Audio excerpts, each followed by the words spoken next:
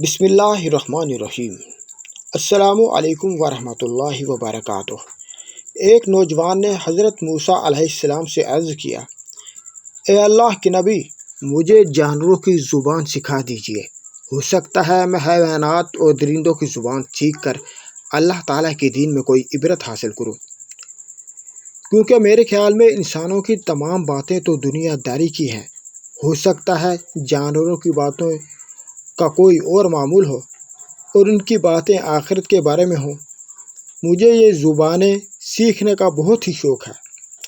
حضرت موسیٰ علیہ السلام نے فرمایا، اے بھولے انسان، شاید تجھے شیطان ملعون نے بہکا دیا ہے، تیرا یہ شوق ٹھیک نہیں ہے۔ وہ نوجوان کہنے لگا، آپ اس وقت اللہ تعالیٰ کے نائب ہیں، اگر آپ مجھے جانوروں کی زبانیں نہیں سکھائیں گے تو میں مایوس ہو جاؤں گا۔ آپ مجھے سکھا دیں، آپ کا اس میں کیا نقصان ہے؟ جب اس نوجوان نے بے حد اصرار کیا تو حضرت موسیٰ علیہ السلام نے اللہ تعالیٰ کی بارگاہ سے رجوع کیا اور فرمایا، اے اللہ، اگر میں اس کو جانوروں کی زبانیں سکھا دوں تو یہ بات اس کے لیے نقصان دہ ہوگی، اگر نہیں سکھاتا تو اس کا دل برا ہوتا ہے۔ ارشاد باری تعالیٰ ہوا، اے موسیٰ، اس کو سکھا دو تاکہ اس کو پتہ چلے کہ ہر کام میں کوئی نہ کوئی حکمت ہوتی ہے۔ چنانچہ حضرت موسیٰ علیہ السلام نے اس کو جانوروں کی زبانیں سکھا دی۔ اس شخص نے اپنے گھر میں ایک کتا اور ایک مرغ پال رکھا تھا۔ ایک دن صبح کے وقت اس نے آزمائش کرنے کی خاطر مرغ اور کتے کی گفتگو سننے کا ارادہ کیا۔ اس کی خادمہ نے کھانا کھانے کے بعد دسترخوان کو جھاڑا اور اس میں سے روٹی کا ایک چھوٹا سا ٹکڑا زمین پر گرا۔ مرغ اور کتا دونوں اس روٹی کے ٹکڑے پر جھپٹے، مگر مرغ اس کو اچک کر لے گیا۔ کتے نے مرغ سے کہا، اے ظالم، تو نے مجھ پر ظلم کیا، تو گندم کا ایک گرا پڑا دانہ بھی کھا سکتا ہے، جبکہ میں زمین پر گرا پڑا گندم کا دانہ نہیں کھا سکتا۔ یہ روٹی کا ٹکڑا جو کہ میری خوراک ہے، اس کو بھی تو نے اچک لیا۔ یہ روٹی کا ٹکڑا مجھے کھا لینے دیتا تو تمہارے کیا جاتا؟ اب پتہ نہیں مجھے کھانے کو کچھ ملے گا یا نہیں، بھوک سے میرا برا حال ہو رہا جا رہا ہے۔ مرغ نے کتے کی یہ بات سنی تو کہنے لگا، چپ ہو، غم نہ کر، اللہ تعالیٰ اس سے بہتر تجھے کھانے کی خوراک دے گا۔ کل ہمارے آقا کا گھوڑا مر جائے گا، تم پیٹ بھر کر اس کا گوشت کھا لینا۔ اس شخص نے جب یہ سنا تو اسی وقت گھوڑا بازار لے جا کر فروخت کر دیا اور وہ گھوڑا دوسرے دن مر گیا، مگر یہ انسان نقصان سے بچ گیا۔ مرغ بیچارہ کتے کے سامنے شرمندہ ہوا اور کتے نے مرغ سے شکایت کی اور کہا، اے مرغ، تو کس قدر چالاک ہے اور جھوٹا ہے۔ وہ گھوڑا جس کے بارے میں تم نے کہا تھا کل مرے گا، تم اس کا گوشت جی بھر کر کھا لینا، وہ کہاں ہے؟ مرغ بولا، میں جھوٹ نہیں بولتا، ہمارے آقا نے اپنا گھوڑا دوسری جگہ فروخت کر دیا، وہ وہاں جا کر مر گیا، اسی طرح ہمارا آقا نقصان سے بچ گیا اور اس نے اپنی بلا دوسروں کے سر ڈال دی، لیکن کل ہمارے آقا کا خچر مرے گا، تمہاری عید ہو جائے گی، پیٹ بھر کر خچر کا گوشت کھا لینا۔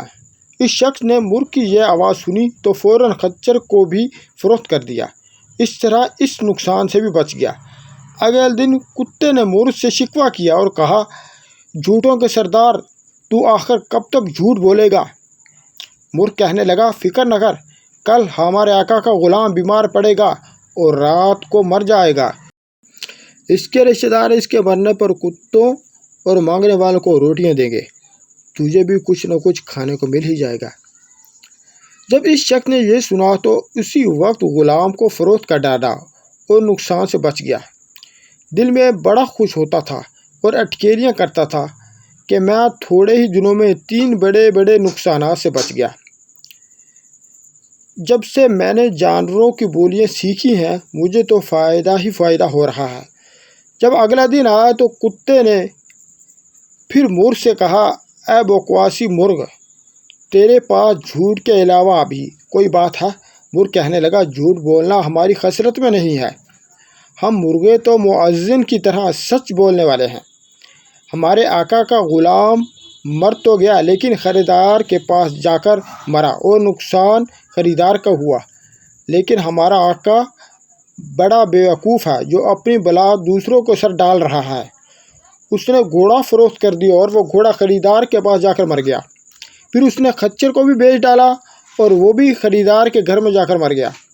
اسی طرح اس نے اپنا مال بچا لیا، حالانکہ ایک نقصان بہت سے نقصانات کا دفعہ ہوتا ہے۔ اگر آقا کا گھوڑا اور خچر اسی گھر میں مرتے تو ہمارے آقا کی جان کا فدیہ ہوتے، کیونکہ مال اگر انسان کی جان پر قربان ہو جائے تو وہ نقصان نہیں ہے بلکہ نفع ہی نفع ہے۔ ہمارے آقا نے اپنی جان پر بلا ڈال کر اپنے مال کو بچایا اور 7 گھاٹے کا سودا کیا ہے۔